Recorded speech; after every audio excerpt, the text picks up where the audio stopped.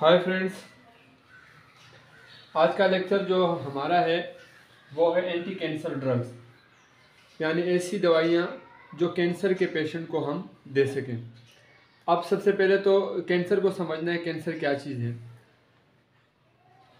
क्या होता है, बॉडी के नॉर्मल ग्रोथ के लिए सेल का लॉस होना और फिर उसी सेल के नया उतना ही बनना लाजमी है, यानी कि cell loss of the cell और नई ग्रोथ होना सेल का, ये बैलेंस में रहता है। अगर किसी भी टिश्यू में अगर मान लो कि पूरे दिन में, मैं एग्जांपल दे रहा हूँ, पूरे दिन में 5 उसके जो सेल हैं वो डेथ हो रही है, उसकी वो लॉस हो रहे हैं, तो 5 ही नए सेल बन रहे हैं। यानी कि सेल डिवीज़न जो है, जो सेल की जो डिवीज़न है वो बैलेंस है, rate of the loss of cell.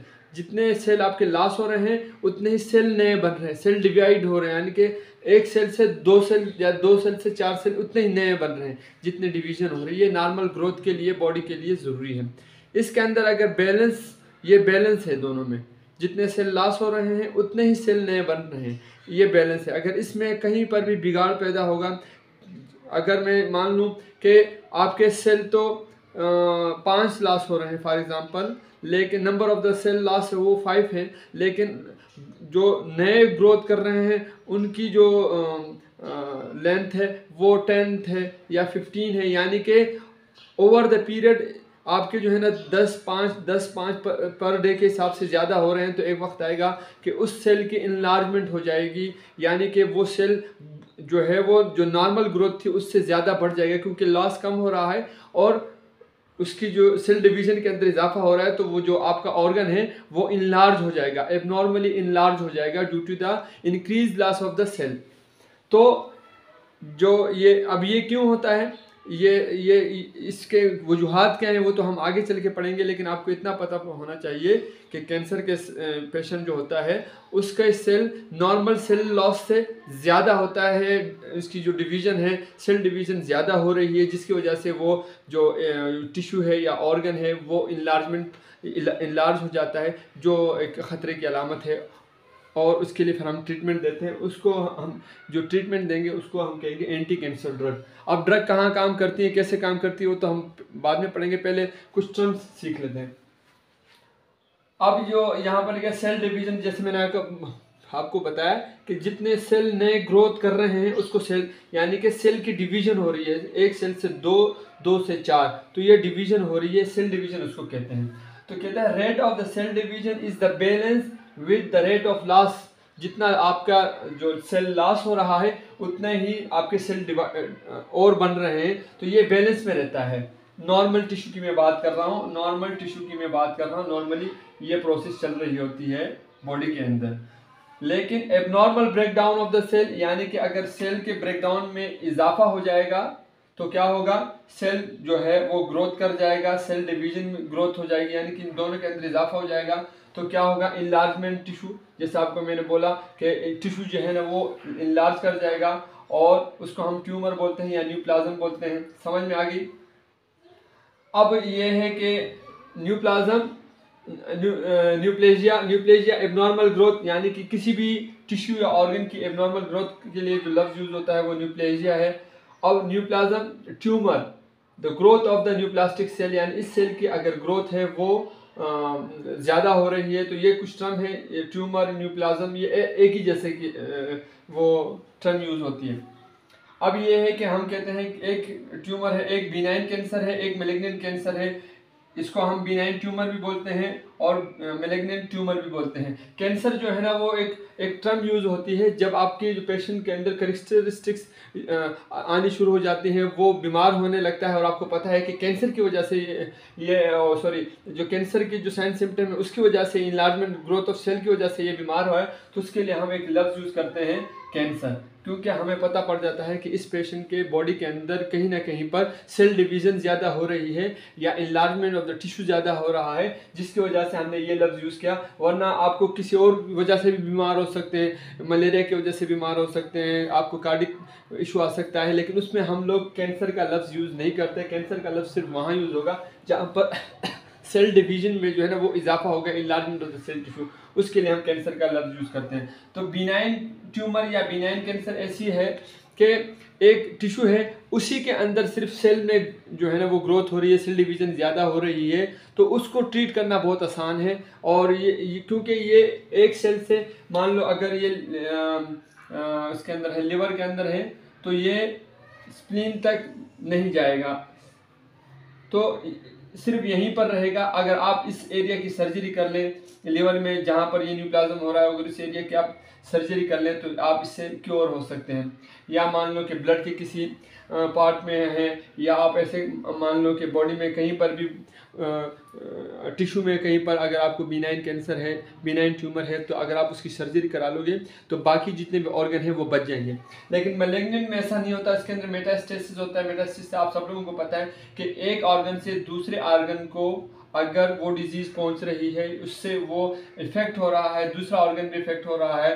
Lungs है, लंग्स से फिर अगर हार्ट को इफेक्ट हो रहा है, या हार्ट में है और कोई और ऑर्गन इफेक्ट हो रहा है, यानी एक ऑर्गन से दूसरे ऑर्गन को अगर कैंसर ट्रांसफर हो रहा है तो उसको हम मेटास्टेसिस कहते हैं। तो उसको मैलिग्नेंट भी कहते हैं, यानी कि बहुत खतरनाक है, डेंजरस है, इसको रोकना पड़ेगा, इसको मेडिसिन देनी पड़ेगी। ये सर्जरी से भी शायद वो ठीक ना हो, लेकिन अर्ली डिटेक्शन से आप ऐसे कर सकते हैं। कुछ मेडिसिन ऐसी आती हैं कि जिससे आप जो है ना इस मैलिग्नेंट ट्यूमर का भी जो है ना उसमें आप थोड़ी सी आप उसकी कमी कर सकते हैं। आप उसको थोड़ा सा आप बैक फुट पे लेके जा सकते हैं। अब इतना हम लोग समझ चुके हैं कि कैंसर क्या चीज़ है। कैंसर वो चीज़ है जो एबनॉर्मल सेल डिवीज़न हो रही है, एबनॉर्मल सेल डिवीज़न की वजह से एबनॉर्मल ग्रोथ हो रही है टिश्यू में, और उसको हम जो है ना वर्ड यूज़ करते हैं न्यूप्लाज्म या एंटी न्यूप्लाज्म ड्रग्स बोलते हैं हम लोग, एंटी कैंसर ड्रग्स बोलते हैं, तो उसको हम कैंसर बोलते हैं। और इसके जो है ना मेजर दो टाइप है, बिनाइन ट्यूमर है, एक मैलिग्नेंट ट्यूमर है। बिनाइन ट्यूमर जो है ना वो एक लोकल पार्ट में जो है कैंसर अगर हो जाए तो तो उसको हम जिससे किसी और ऑर्गन को इफेक्ट ना पड़े तो उसको हम बिनाइन कहते हैं। और मैलिग्नेंट ट्यूमर वो है कि ये इसकी एबिलिटी ये है कि ये दूसरे ऑर्गन को भी इफेक्ट कर सकता है, तो इसको हम मैलिग्नेंट ट्यूमर बोलते हैं या मैलिग्नेंट कैंसर बोलते हैं। तो ये टर्म्स हमारे को यहाँ तक पता पड़ेगी। अब हम देखते हैं कि सेल डिवीज़न किस तरह होता है, या जो बाकी सेल साइकिल है उसको हम समझने की कोशिश करेंगे, ताकि फिर उसमें, क्योंकि हमने जो मेडिसिन यूज़ करनी है एंटी कैंसर ड्रग हमने इसीलिए यूज़ करनी है ताकि हम जो है ना पेशेंट को रिलीफ दे सकें। सही है। अभी हम थोड़ा सा, मैं पहले थोड़ा लिख लूँ। एंटी कैंसर ड्रग को समझने से पहले सबसे पहले हम यह समझ लेते हैं कि सेल की जो साइकिल है वो कैसी है, किस तरीके से होती है। क्योंकि हमारी जितनी भी एंटी कैंसर एजेंट हैं या ड्रग्स हैं वो इसी सेल में कहीं ना कहीं पर जाकर इनहिबिशन पैदा करेंगी, रुकावट पैदा करेंगी, ताकि सेल की डिवीज़न ज़्यादा ना हो, सेल ज़्यादा बने नहीं, क्योंकि वो एबनॉर्मल ग्रोथ जो हो रही है वो ज़्यादा सेल के बनने से हो रही है। हमें उसको सिर्फ रोकना है। उसको रोकने के लिए हमें थोड़ा सा सेल साइकिल को समझना है, और उसके बाद जो है ना सेल डिवीज़न को समझना है। सबसे पहले हम सेल साइकिल समझ लेते हैं। ये आपकी सेल है, नहीं, ये सेल क्या करती है, ये इसके अंदर जेनेटिक मटेरियल, न्यूक्लियस है, न्यूक्लियस के अंदर जेनेटिक मटेरियल है। अगर ये सेल जी नॉट फेज के अंदर चलेगी, जी नॉट फेज के अंदर एक दफ़ा अगर सेल चली जाएगी तो ये परमानेंटली बन जाएगी। उससे फिर आगे की जो प्रोसेस है सेल डिवीज़न नहीं होती, सेल डिवीज़न इसके अंदर नहीं होती। एक दफ़ा अगर ये सेल बन गई तो बन जाएगी, उसके बाद इसकी सेल डिवीज़न नहीं होती। इसकी मिसाल ब्रेन है, मैं आपको दूँ, न्यूरॉन अगर एक दफ़ा अगर जो है ना वो उनकी सेल बन जाती है तो वो परमानेंटली बन जाती है। आपको सारी ज़िंदगी जो है ना उन्हीं न्यूरॉन्स के ऊपर ही काम करना होता है, उन्हीं से काम लेना होता है, वही यूज़ करना होता है। इसलिए तो ओल्ड एज के अंदर जो है ना हमारे जो, क्योंकि सेल हैं बहुत पुराने हो चुके होते हैं, उनके अंदर जो है ना वो डिजनरेशन आ जाती है, या जो है ना वो थोड़े कमज़ोर हो जाते हैं, तो आपकी याददाश्त कमज़ोर हो जाती है, आपको जो पार्किंसन की डिजीज़ आ जाती है। तो क्योंकि न्यूरॉन वहाँ बनते नहीं नए, तो इस वजह से जो है ना आपको ये सारे साइन सिम्टम देखने को मिलते हैं due to the G naught phase की वजह से। अगर ये सेल G1 फेज के अंदर आएगी तो यहाँ से सेल डिवीजन स्टार्ट हो जाएगी G1 फेज की। अगर ये सेल यहाँ से कट आउट होकर यहाँ पर आएगी तो आप समझ लीजिएगा कि आपकी जो सेल है वो डुप्लीकेशन के लिए, नए सेल बनने के लिए तैयारी शुरू करेगी। कैसे तैयारी शुरू की? G1 फेज में आते ही जितने भी सेल के जितने भी ऑर्गन हैं, जितने भी सेल के ऑर्गन वो डबल हो जाएंगे। वो क्या हो जाएंगे? डबल हो जाएंगे, एक्सेप्ट डीएनए यहाँ पर इसकी डुप्लीकेशन नहीं होगी। डीएनए कहाँ पर होगी, एस फेज के अंदर जैसे ही ये सेल आएगी तो यहाँ पर, क्योंकि ये तो डबल हो चुके हैं, अभी इनके लिए जेनेटिक मटेरियल लाजमी है ताकि डीएनए डबल हो जाए। तो डीएनए यहाँ पर जो है ना वो डीएनए रेप्लिकेशन हो जाएगी, डीएनए रेप्लिकेशन यानी कि डीएनए की डुप्लीकेशन हो जाएगी, डुप्लीकेशन रेप्लिकेशन यानी कि डीएनए भी डबल हो गए। अब आपका डीएनए भी बन गया, ऑर्गन भी तैयार हो गए। अब किस चीज़ की ज़रूरत है, सब चीज़ें तो तैयार हैं, ऑर्गन तैयार है, डीएनए तैयार है, लेकिन एक चीज़ है जो G2 फेज के अंदर आएगी और वो है आपकी एंजाइम। जितने भी एंजाइम है चाहिए इस सेल डिवीजन के लिए, कुछ ना कुछ एंजाइम तो लाजमी चाहिए जो इस सेल डिवीजन को कंप्लीट कर सके। उस ये जो है ना G2 फेज के अंदर वो एंजाइम आपके यहाँ पर बन जाएंगे। तो ऑर्गन डबल हो गए, डीएनए डबल हो गए, एंजाइम भी डबल हो गए। अब एम फेज आ गए। एम फेज के अंदर क्या होगा कि यहाँ पर जो है ना वो सेल डिवाइड होगी।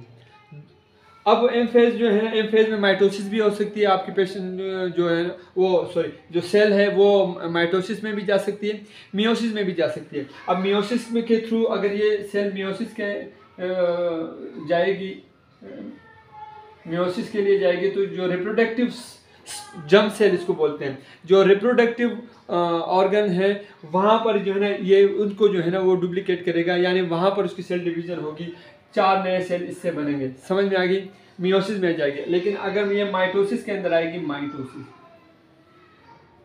तो सोमेटिक सेल, ये सोमेटिक सेल है, ये जर्म सेल है, ये जर्म सेल है। रिप्रोडक्टिव जो ऑर्गन है उसमें यहाँ ये मियोसिस यूज होती है, और बाकी बॉडी के जितने भी ऑर्गन हैं वो माइटोसिस के जरिए जो है ना वो यहाँ पर सेल डिवीजन होगी, इनकी नए सेल इनकी यहाँ पर बनेंगी। समझ में आ गई आपको बात, यानी कि रिप्रोडक्टिव सिस्टम के अलावा जितने भी हमारे सेल की डिवीजन हो रही है उसको सोमेटिक सेल कहते हैं। माइटोसिस से मैंने यहाँ पर ये लिखा हुआ है। मान लो कि आपके ये नए सेल बन गए, नए सेल ये 2 बन गए माइटोसिस के। अब ये इनकी अगर ये G1 फेज के अंदर जाएंगे तो दोबारा से ये प्रोसेस शुरू हो जाएगा, लेकिन अगर ये G0 फेज के अंदर जाएंगे तो ये इसकी जो है ना वो सेल डिवीजन नहीं होगी, ये यहीं पर ही रुक जाएगी। समझ में आ गई। लेकिन ये नए सेल जो नए बने हैं ये G1 फेज के अंदर आएगा, ये क्यों सेल नया बन चुका है, वही प्रोसेस ये वाली सेल ये अगर G0 फेज के अंदर जाएगी तो परमानेंट ये बन चुके हैं इसके अंदर, फिर जो है इसकी रिप्लिकेशन नहीं होगी, ये तो यहीं पर खत्म हो जाएगी। लेकिन अगर ये G1 फेज के अंदर आएगी तो ये प्रोसेस दोबारा शुरू हो जाएगा और नए सेल बनना शुरू हो जाएंगे। ये मियोसिस के लिए भी सेम है, मियोसिस के लिए भी यही सेम है। अगर ये 4 सेल बन गए तो यहाँ आ गई तो दोबारा से ये शुरू हो जाएगी। लेकिन अगर G0 फेज के अंदर चली जाएगी तो ये सेल जो है ना वहीं पर ही रुक जाएगा। तो ये सारा प्रोसेस क्या था, सेल साइकिल था। अभी हमने सेल डिवीजन पढ़ना है कि सेल डिवीजन में किस तरीके से जो है ना सेल के अंदर ये G1 फेज के अंदर क्या हो रहा होता है या S फेज के अंदर क्या हो रहा होगा, यानी कि प्रोफेज, मेटाफेज, एनाफेज, ये उनके सीक्वेंस है, वो मैं फिर आपको मैं बताता हूँ। प्रोफेज है, मेटाफेज है, एनाफेज है और टीलोफेज है। ये जो है ना मैं आपको फिर मैं इसके बाद इसको हटाता हूँ तो सेल डिवीजन में हम उसको पढ़ते हैं। सेल डिवीजन को पढ़ने से पहले कुछ इम्पोर्टेंट एक चीज़ थी जो मुझे याद आ गई, तो मैंने कहा मैं आपको यहाँ पर ही उसको जो है ना वो बता दूँ।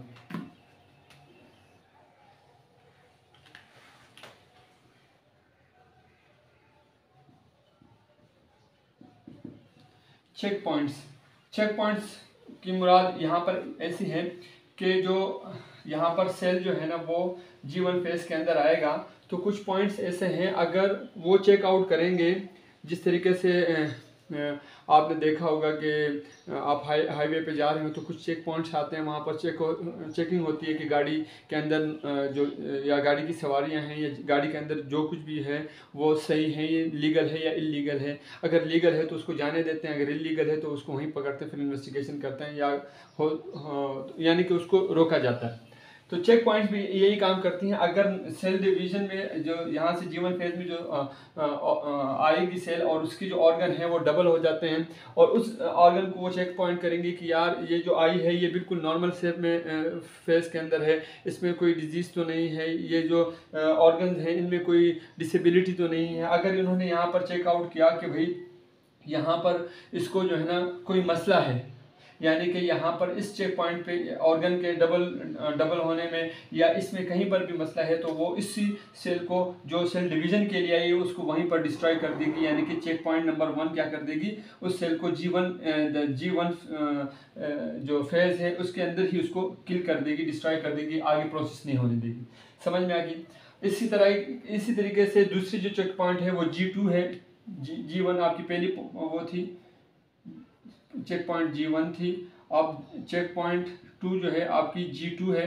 इसमें क्या होगा, डीएनए रेप्लिकेशन भी होती है, तो डीएनए अपनी रेप्लिकेशन करेगा, डबल हो जाएंगे। तो जैसे ही डबल हो जाएंगे उसको जो है ना G2 फेज के अंदर यहाँ पर चेक होते हैं कि जो चीज़ बन के आ रही है डीएनए के अंदर, अगर कहीं पर भी मसला है, डीएनए सही नहीं बना हुआ या उसके जो पेयर्स हैं वो सही नहीं है, डीएनए में कुछ भी गड़बड़ है, तो वो उसको उसी सेल को वहीं पर ही किल कर देगी। तो ये आपका check point number 2। Check point number 3 जो है ना वो एम फेज है। अब एम फेज के अंदर क्या होता है, आप सब लोगों को पता है कि आपको 2 माइटोसिस के या 4 मियोसिस के जो है ना नए सेल मिलते हैं। तो ये पूरा प्रोसेस होता है एम फेज के अंदर जो है ना, प्री फेज है, मेटाफेज है, एनाफेज है और टीलोफेज है।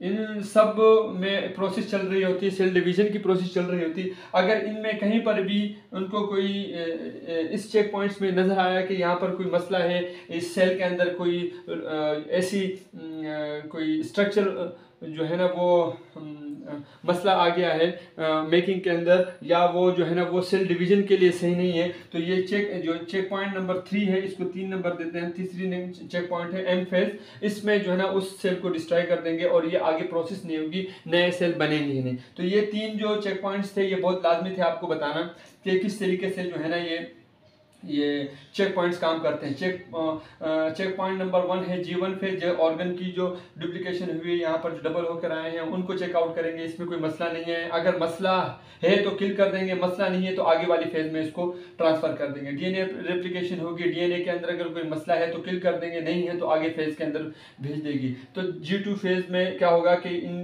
डीएनए की भी चेकआउटिंग हो जाएगी। एम फेज जो है वो क्या करेगी, इसमें prophase, metaphase, anaphase, telophase, इन सबको जो है ना वो चारों के चारों को जो है ना वो जो यहाँ पर सेल डिवीजन के लिए जो अब हम आगे चल के पढ़ेंगे किस तरीके से होती है, इस प्रोसेस को जो है ना वो चेकआउट करते रहेंगे। कहीं पर भी मसला होगा तो उसको उसी सेल को वहीं पर किल कर देंगे और मियोसिस या माइटोसिस के लिए उसको फॉरवर्ड नहीं करेंगे, यानी सेल डिवीजन उसकी नहीं होगी। तो ये चेक पॉइंट्स याद करना बहुत लाजमी है। एक और चीज़ है डीएनए रेप्लिकेशन। डीएनए रेप्लिकेशन को समझने के लिए पहले मैं कुछ लिख लेता हूँ, फिर उसके बाद हम सेल डिवीजन के ऊपर जाएंगे।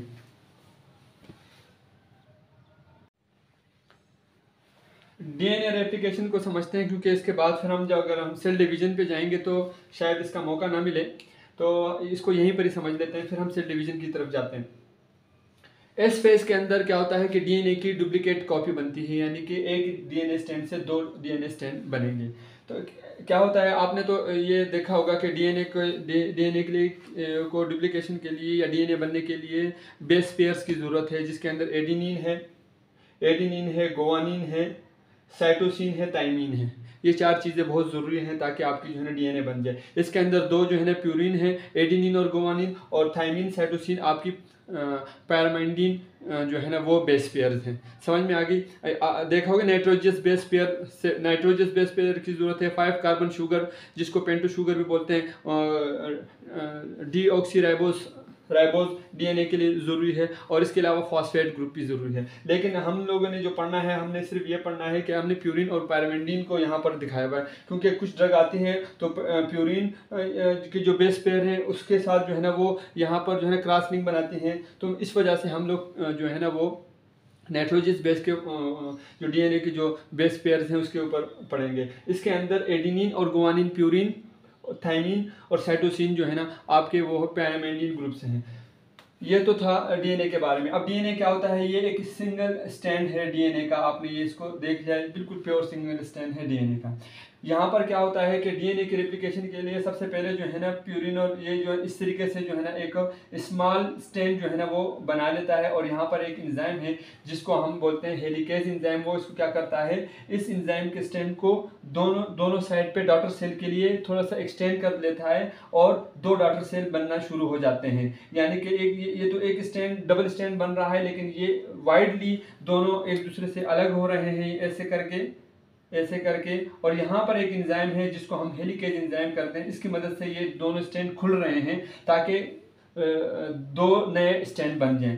तो ये एंजाइम तो सबसे पहले ये काम करता है जो मैंने यहाँ डिनोटेड किया हुआ है कि ये आपके स्ट्रैंड को खोलते हैं। उसके बाद फिर जो है ना आपने देखा होगा कि पॉलीमरेज एंजाइम जो है ना, पॉलीमर्स की वजह से जो है ना दूसरा जो डीएनए की कॉपी बन जाती है, डीएनए की कॉपी बनती है। आपने देखा होगा कि किस तरीके से डीएनए अपनी कॉपी बनाता है। वो एक अलग सी क्या कहते हैं एक लेक्चर उसके बारे में देंगे, लेकिन आप इतना समझ लें कि डीएनए ने अपने लिए दूसरा स्ट्रैंड बनाया है दोनों साइड के ऊपर, सही है। तो ये जो है ना अब ये भी डबल स्ट्रैंड हो गया है, ये भी डबल स्ट्रैंड हो गया है, लेकिन स्ट्रैंड खोलने का जो अमल है वो किस एंजाइम की वजह से हुआ है, हेलिकेज एंजाइम की वजह से हुआ। अब क्या होता है कि ये जिस तरीके से ये डबल स्ट्रैंड बन रहा होता है तो इसकी जो है ना बैक प्रेशर जो इसका जो स्ट्रैंड है, इसका जो प्रेशर है वो बैक साइड की तरफ जा रहा होता है, और जो मेन स्ट्रैंड जो ये मेन स्ट्रैंड मैंने दिखाया हुआ है ये इसके ऊपर एक प्रेशर पड़ता है, कॉइलिंग प्रेशर कहते हैं उसको।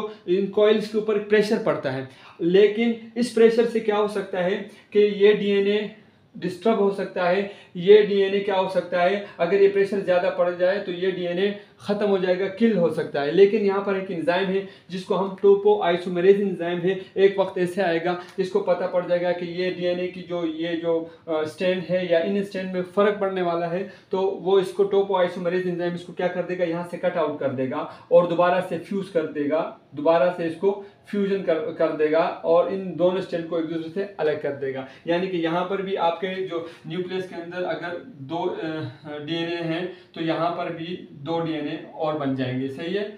समझ में आ गई। इन दोनों स्ट्रैंड को एक दूसरे से अलग करने के लिए जो है ना टोपो आइसोमेरेज एंजाइम बहुत लाजमी है, और ये अगर ये टोपो आइसोमेरेज एंजाइम किसी तरीके से इनहिबिट हो जाए तो ये स्ट्रैंड इन 2 डॉटर स्ट्रैंड के प्रेशर की वजह से पूरा डीएनए का जो स्ट्रक्चर है या जो डीएनए है वो डिस्ट्रॉय हो सकता है। तो यहाँ पर तो ये समझाने की ज़रूरत ये थी कि हमारे कुछ ड्रग हेलिकेज एंजाइम को इनहिबिट करते हैं और कुछ ड्रग टोपो आइसोमेरेज एंजाइम को इनहिबिट करते हैं। हेलिकेज एंजाइम को इनहिबिट होंगे तो ये डॉटर सेल जो है ना वो खुलेंगे, एक्सटेंड नहीं होंगे, और अगर एक्सटेंड नहीं होंगे तो ये 2 नई कापियाँ बनेंगी नहीं, और जैसे ही नेक्स्ट फेज के अंदर जाएंगी तो वो चेक पॉइंट जो है ना वो उसको डिस्ट्रॉय कर देगा। इसी तरीके से यहाँ पर ये टोपो आइसोमेरेज एंजाइम अगर काम ना होगा, इसको हम इनहिबिट कर देंगे तो ये जो है ना इन प्रेशर की वजह से ये मेन स्ट्रैंड और ये 2 डॉटर सेल वो डिस्ट्रॉय हो जाएंगे, और जैसे चेक पॉइंट्स के पास ये जाएंगे तो वो इसको जो मैंने कहा था कि G2 फेज के अंदर जैसे ही जाने लगेंगे वहाँ पर चेक पॉइंट होगा, वो इसको जो है ना वो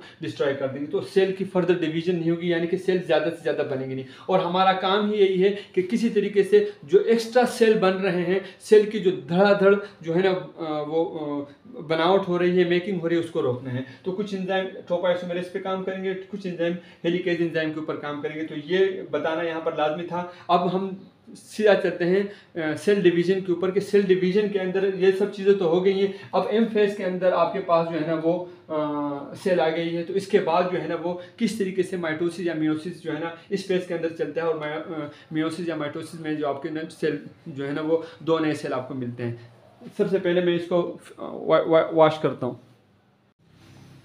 अभी हम बात करते हैं सेल डिवीज़न की।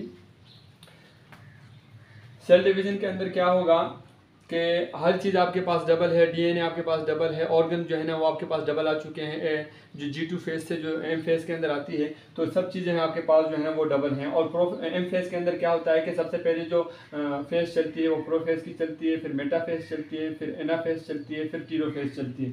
सेल आया, इसके न्यूक्लियस है, न्यूक्लियस के अंदर सारी चीज़ें आपके पास डबल हैं। अब इनसे जो है ना ये जो क्रोमेटिन है इनसे जो है ना वो क्रोमोसोम बनेंगे, और क्रोमोसोम फिर जो है ना आगे चल के वो डिवाइड होंगे। तो सबसे पहले जो फेज चलती है वो है प्रोफेज।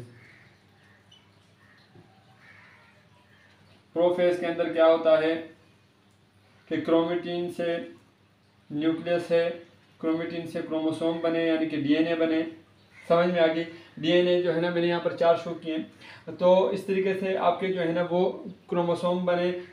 दूसरा इस प्रोफेज के अंदर क्या होगा कि जो न्यूक्लियस है ये डिसअपेयर हो जाएगा। तीसरा इसके अंदर क्या होगा, स्पिंडल फाइबर बन जाएंगे यहाँ पर, और सॉरी सेंट्रियोल्स बन जाएंगे, एक साउथ पोल पे और एक नॉर्थ पोल पे सेंट्रियोल्स बन गए।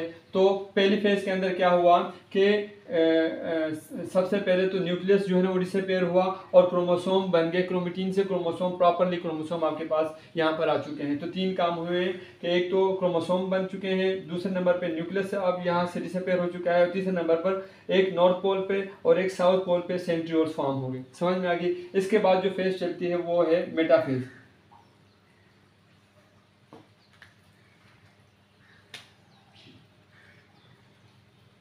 मेटाफेज के अंदर क्या होगा,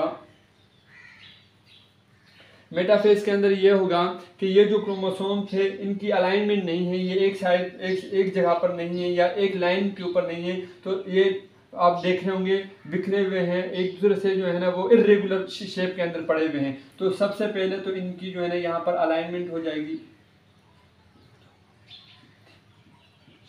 ये अलाइनमेंट होगी यानी कि एक स्ट्रेट लाइन के अंदर आ गए। सही। और दूसरे नंबर पर क्या होगा कि स्पिंडल फाइबर बनना शुरू हो जाएंगे।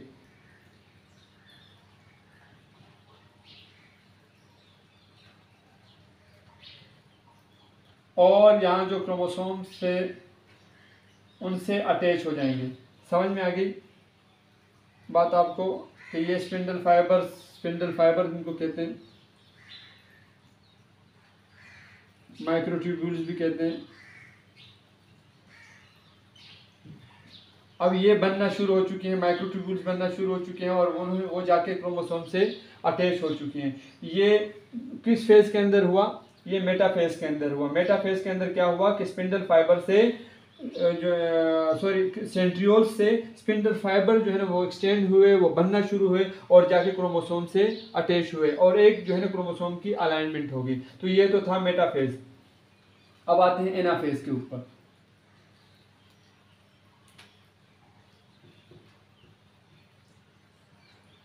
जो तीसरी फेज है वो है एनाफेज। एनाफेज के अंदर क्या होगा कि ये जो स्पिंडल फाइबर्स हैं ये शॉर्ट होना शुरू हो जाएंगी, कम होना शुरू हो जाएंगी, अपनी तरफ खिंचाव पैदा कर शुरू कर देंगी। तो खिंचाव पैदा करेंगी तो क्या होगा,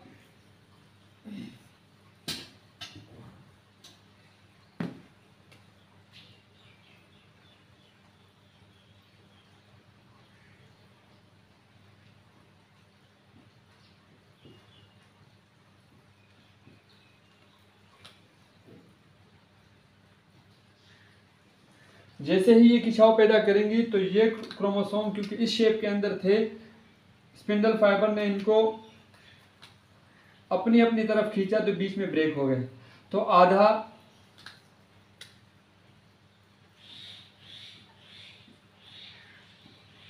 इस साइड पर आ गया और आधा इस साइड पर आ गया। समझ में आ गया आपको।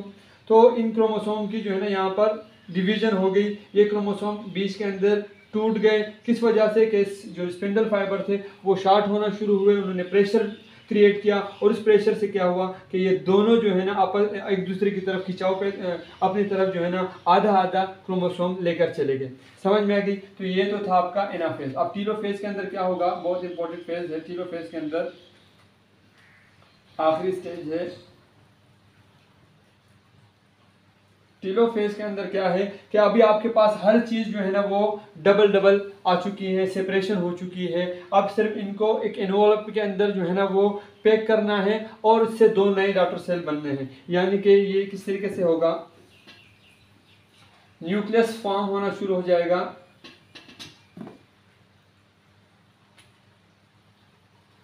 यहाँ पर एक न्यूक्लियस फॉर्म होगा, एक यहाँ पर न्यूक्लियस फॉर्म होगा। जो वहां पर मैंने आपको बताया था इस तरीके से स्पिंडल, ये यहाँ पर इनका काम तो हो गया। ये जो क्या कहते हैं स्पिंडल फाइबर के, ये डिसअपेयर हो जाएंगे और यहाँ पर आपके क्रोमोसोम यहाँ पर इस न्यूक्लियस के अंदर आ जाएंगे और जो ऊपर वाले लिखे थे वो इस न्यूक्लियस के अंदर आ जाएंगे। अब सिर्फ क्या रह चुका है कि इनकी जो है ना एक डिवीजन रह चुकी है कि ये डिवाइड हो जाए और इनसे जो है ना वो नए डॉटर सेल, 2 नए डॉटर सेल बन जाए। सही। अब क्या होगा, ये जो साइटोकाइनेज कि ये यहाँ पर होगी, साइटोकाइनेज का मतलब ये है कि एक चीज़ से 2 नई चीज़ें बनना, साइटोकाइनेज रिएक्शन हो जाना, या साइटोकाइनेज जो है ना वो यहाँ पर जो है ना अपना रोल अदा करेगा और इनको जो है ना वो यहाँ पर जो है ना वो 2 नए सेल के अंदर डिवाइड करेगा। किस तरीके से डिवाइड करेगा कि ये जो है ना इस तरीके से इन सेल को स्क्वीज कर देगा, इस तरीके से इस सेल को स्क्वीज कर देगा इस तरीके से, और फिर बीच के अंदर से ब्रेक डाउन हो जाएगी इनकी। तो ये आपके पास 2 नए सेल आ गए जिनके अंदर जो है ना वो जेनेटिक मटेरियल और न्यूक्लियस प्रेजेंट है, जिस तरीके से एम-फेज के अंदर था। समझ में आ गई। तो ये तो था आपका कि किस तरीके से जो है ना ये सेल डिवीजन होती है और नए सेल बनते हैं। क्योंकि ये सारा प्रोसेस जो है ना एम-फेज के अंदर हो रहा होता है, प्रोफेज, मेटाफेज, एनाफेज, टीलोफेज। तो हमने, क्योंकि सेल डिवीजन क्या होता है, बहुत सारे सेल्स ज़्यादा से ज़्यादा बन रहे हैं, तो हमने यहाँ पर कुछ मेडिसिन इन फेज के अंदर इस्तेमाल करनी है।